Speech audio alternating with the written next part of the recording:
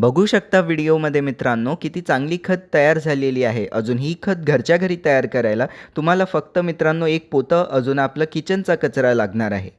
नमस्कार मित्रांनो, माझं नाव आहे वेदांग आणि मी तुमचं स्वागत करतो वेदांग गार्डनर यूट्यूब चॅनलमध्ये। आजच्या व्हिडिओमध्ये मित्रांनो मी तुम्हाला सांगणार आहे की तुम्ही बोरीत खत कसं तयार करू शकता। व्हिडिओला शेवटपर्यंत नक्की पाहाल। सगळ्यात पहिले मित्रांनो तुम्हाला काय लागणार आहे, तुम्हाला किचनचा वेस्ट घेऊन घ्यायचा आहे, म्हणजे जो हा किचनचा कचरा असतो मित्रांनो हा तुम्हाला घेत चालायचा आहे। अजून वाळलेले पानं पण घेतले मी इथे मित्रांनो। वाळलेले पानं नायट्रोजनसाठी खूप चांगले असतात। समजा तुम्हाला नाही घ्यायचे असले तर तुम्ही सिंपल किचन वेस्टपासूनही जे खत आहे मित्रांनो ते तयार करू शकता। नायट्रोजनसाठी मित्रांनो मी इथे वाळलेले पानं घेतले आहे। अजून मित्रांनो हे शेणखत बघू शकता व्हिडिओमध्ये, हे ऑप्शनल आहे। समजा तुमच्याकडे असेल तर नक्की घ्या। शेणखतनी कसं मित्रांनो तुमची जी डिकम्पोजिशनची प्रोसेस आहे फास्ट होते, नसेल तरी चालेल। मग मित्रांनो पाहू शकता मी इकडे अशी एक बोरी घेऊन घेतली आहे। प्लास्टिकची बोरी चालेल किंवा मित्रांनो दुसऱ्या जे मटेरियल्सचे बोरी असतात ते पण तुम्ही वापरू शकता। मग आपलं जे हे पोतं किंवा ही बोरी आहे मित्रांनो याच्यात तुम्हाला छिद्र पाडून घ्यायचे आहे। जास्त मोठे छिद्र नाही पाडायचे आहे, कारण मग आपलं खत पण त्याच्यातनं निघू शकतं। तर लहान लहान छिद्रच पाडायचे आहे। जसं मी सांगितलं शेणखत असेल तर शेणखत टाका सगळ्यात खालच्या लेअरवर, किंवा जसं शेणखत नसेल तर मित्रांनो सगळ्यात खालच्या लेअरवर तुम्हाला थोडंसं माती टाकायचं आहे। मग त्याच्यावरती जसं वाळलेले पानं आहे ते टाकायचं आहे। मग वाळलेल्या पानावरती सगळ्यात जी शेवटची लेअर आहे मित्रांनो त्याच्यात तुम्हाला जे तुमचं सगळं किचन वेस्ट होतं, जो पण किचनचा कचरा आहे तो टाकून द्यायचा आहे। आणि मी वरतून पण शेणखत टाकत आहे। तर तुमच्याकडे शेणखत नसेल मित्रांनो तर जसं मी सांगितलं वरती माती आणि खाली माती, तसं तुम्हाला वरती शेणखतच्या जागी माती टाकून द्यायची आहे। मग माती अजून तुमचं जे किचन वेस्ट आहे सिंपल तेच तुम्हाला याच्यात टाकायचं आहे। मग तुम्हाला काय करायचं आहे मित्रांनो, जसं सांगितलं मी छिद्र वगैरे चांगल्याने पाडून घ्यायचे आहे याला। मग छिद्र वगैरे पाडल्यानंतर मित्रांनो त्याला तुम्हाला बांधून पण ठेवायचं आहे। बोरीला चांगल्याने एखाद्या दोरीने चांगल्याने फिट बांधून घ्या, चांगलं एअरटाईट करून घ्याल त्याला।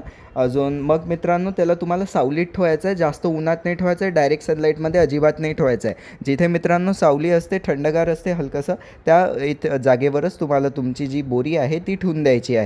अजून मग मित्रांनो जसं तुमचं जे किचन वेस्ट कंपोज म्हणजे जे किचनचा कचरा आहे मित्रांनो तो लहान लहान तुकड्यांमध्ये असेल तर मग तो लवकर डिकम्पोज होऊन जाईल आणि महिन्याभरातच मित्रांनो त्याची खत तयार होऊन जाईल। आणि हे 20 दिवसात पण तयार होऊ शकते। तर तुम्हाला थोडंसं बोरा 20-25 दिवसानंतर उघडून नक्की चेक करायचं आहे की तुमचं खत तयार झालं आहे की नाही। आणि समजा तुम्ही मोठे मोठे तुकडे वापरले मित्रांनो तर त्याला डिकम्पोज व्हायला वेळ लागते, तर खत तयार व्हायलाही वेळ लागेल। पण याच्यात तुम्ही ट्रिक काय वापरू शकता, जोही किचनचा कचरा आहे मित्रांनो त्याचे तुम्ही थोडे बारीक तुकडे करून तुमच्या त्या जो बोऱ्यात तुम्ही टाकत होते ते तुम्ही त्याच्यात बारीक तुकडे करून टाकाल तर तुमचं जे डिकम्पोजिशन आहे लवकर होईल आणि खत लवकर तयार होईल मित्रांनो। तर ही ट्रिक पण नक्की वापराल मित्रांनो डिकम्पोजिशनच्या प्रोसेसला फास्ट करण्यासाठी। आणि दुसरं आहे, समजा तुम्हाला वासाचा प्रॉब्लेम येतो, तसं तर मित्रांनो बोऱ्यांमध्ये समजा आपण खत बनवतो तर तेवढा काही स्मेल वगैरे नाही येत। पण समजा स्मेलचा प्रॉब्लेम होत असेल तर तुम्ही जो बेकिंग सोडा असतो मित्रांनो तो बेकिंग सोडाचा अर्धा चमचा तुमच्या याच्यावर हलकासा असं स्प्रिंकल करून टाकून द्याल, त्याने मित्रांनो तुमच्या खताचा वास नाही येणार।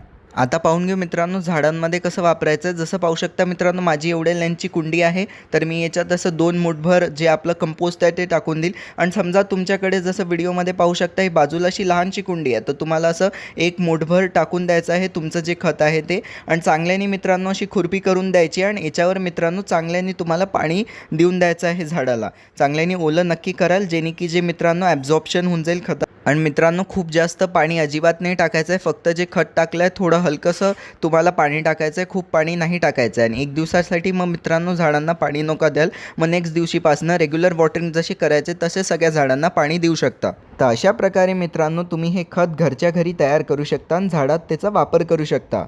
कसा वाटला व्हिडिओ आवडला असल्यास व्हिडिओला लाईक करा, शेअर करा, माझ्या चॅनलला सबस्क्राईब करून बेल आयकन नक्की दाबून द्या। अजून मित्रांनो आता स्क्रीनवर तुम्हाला झाडासंबंधित अजून खतांची प्लेलिस्ट येत असेल त्याला क्लिक करून नक्की पाहाल। व्हॉट्सअपचा ग्रुप नक्की जॉईन करा, लिंक कमेंट डिस्क्रिप्शनमध्ये आहे। लिंकला क्लिक करून व्हॉट्सअपच्या ग्रुपमध्ये जॉईन होऊ शकता आणि झाडासंबंधित प्रश्न तिकडे विचारू शकता। धन्यवाद।